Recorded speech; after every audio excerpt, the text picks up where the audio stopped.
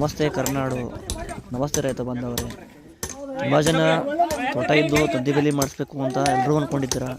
ತುಂಬ ಜನಕ್ಕೆ 99% ತಂತಿ ಬೇಲಿ ಮಾಡಿಸ್ಬೇಕು ಅಂತ ಆಸೆ ಪ್ರತಿಯೊಬ್ಬರಿಗೂ ಕೂಡ. ಅದರಲ್ಲಿ ದುಡ್ಡು ವೆಚ್ಚ ಅನ್ನೋದು ಒಂದು ಲೆಕ್ಕ ಐತೆ.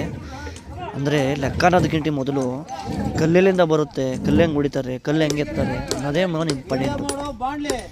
ಲಾರಿಗೆ ಇದು 8 ಅಡಿ ಪೋಲು, ಲಾರಿಗೆ 10ರಿಂದ 10 ಜನ ಲೋಡ್ ಮಾಡುವಾಗ ಎಷ್ಟು ಕಷ್ಟ ಐತೆ ಅಂದರೆ, ಇದು ಪೋಲ್ ಬಂದು 8 ಇಂಚು ಅಗಲ, 8 ಅಡಿ ಉದ್ದ ಐತೆ ಒಂದೊಂದು ಪೋಲು ಲೆಂತು.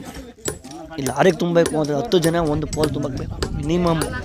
ಕರೆಂಟ್ ಲೋಡ್ ಮಾಡ್ಬೋದು, ಕೆಲವೊಂದರಲ್ಲಿ ಮ್ಯಾನ್ಯುವಲ್ ಪವರ್ ಕಮ್ಮಿ ಆಗುತ್ತೆ. ಇಲ್ಲಿ ಮ್ಯಾನ್ಯುವಲ್ ಪವರ್ ಕಮ್ಮಿ ಆಗುತ್ತೆ ಅನ್ನೋದಕ್ಕಿಂತ 4 ಜನಕ್ಕೆ ಕೆಲಸ ಬೇಕು ಆಲ್ಮೋಸ್ಟ್ ಅಲ್ಲೂ. ಪಾಪ 8 ಜನಕ್ಕೆ ಕೂಲಿ ಸಿಗುತ್ತೆ, ಅಂದಮೇಲೆ ಕೊಡಲೇಬೇಕಲ್ವ ಕೆಲಸ, ಅದಕ್ಕೆ ಮಾಡ್ತಾರೆ. ನಾನು ಒಂದಿನ ಬಳ್ಳಾರಿಗೆ ಹೋಗಿದ್ದೆ, ಅಲ್ಲಿ ನಾನು ಈ ಫೆನ್ಸಿಂಗ್ ಕೆಲಸ ಮಾಡಿಸೋನು, ತಂತಿ ಬೇಲಿ ಕೆಲಸ ಮಾಡೋನು. ಆ್ಯಕ್ಚುಲಿ ಬಳ್ಳಾರಿಗೆ ಹೋಗಿ ನೋಡಿದಾಗ ಪಾಪ ಕಲ್ಲು ಹೊಡಿಯೋದು ಎಷ್ಟು ಕಷ್ಟ ಐತೆ, ಕಲ್ಲು ಹೊಡೆದು ಅದನ್ನು ತುಂಬೋದು ಎಷ್ಟು ಕಷ್ಟ ಐತೆ ಲಾರಿಗೆ ಅಂದರೆ ತುಂಬ ಕಷ್ಟ ಐತೆ.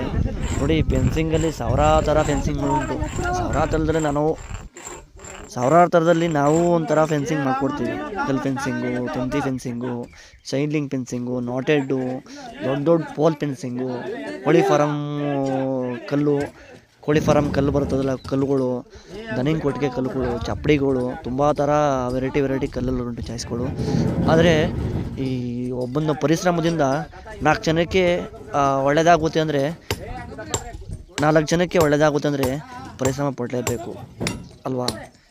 ನೋಡಿ ಎಷ್ಟು ಕಷ್ಟ ಐತೆ ಅಂದರೆ, ರೈತರೇ ನಿಮ್ಗೇನು ಅಂದರೆ, ನೀವು ಕೂಡ ಕಷ್ಟಪಡ್ತೀರಾ, ನಿಮಗೋಸ್ಕರ ಅವರು ಕೂಡ ಕಷ್ಟಪಡ್ತಾರೆ. ಇವಾಗ ನಾವು ಸೆಂಟ್ರಲ್ಲಿ ನಮ್ಮದೇನಪ್ಪ ಅಂತ ಹೇಳಿದ್ರೆ ಒಬ್ಬ ಕಾಂಟ್ರಾಕ್ಟ್ ವರ್ಕರು, ನನಗೂ ಕೂಡ ಕಷ್ಟ ಐತೆ. ಆದ್ದರಿಂದ ಯಾರೇ ಆಗಲಿ ಫೆನ್ಸಿಂಗ್ ಮಾಡಿಸ್ಬೇಕು ಅಂತಿದ್ರೆ ನಾನು ನಂಬರ್ ಹಾಕಿರ್ತೀನಿ ಕೆಳಗಡೆ. MM ಎಂಟರ್ಪ್ರೈಸಸ್ಸು ಹೈಟೆಕ್ ಫೆನ್ಸಿಂಗ್ ಅಂತೇಳಿ ಹಾಸನಿಂದ ನಾನು ಮಾತಾಡೋದು. ಆ್ಯಕ್ಚುಲಿ ನಾಗೇಂದ್ರ V ಅಂತೇಳಿ ನನ್ನ ಹೆಸರು.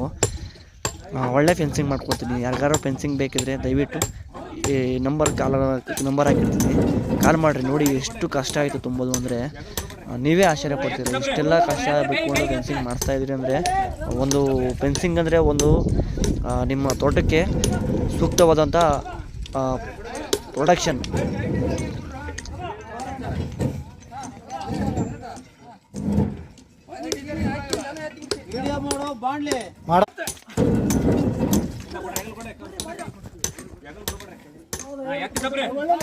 ಕೈ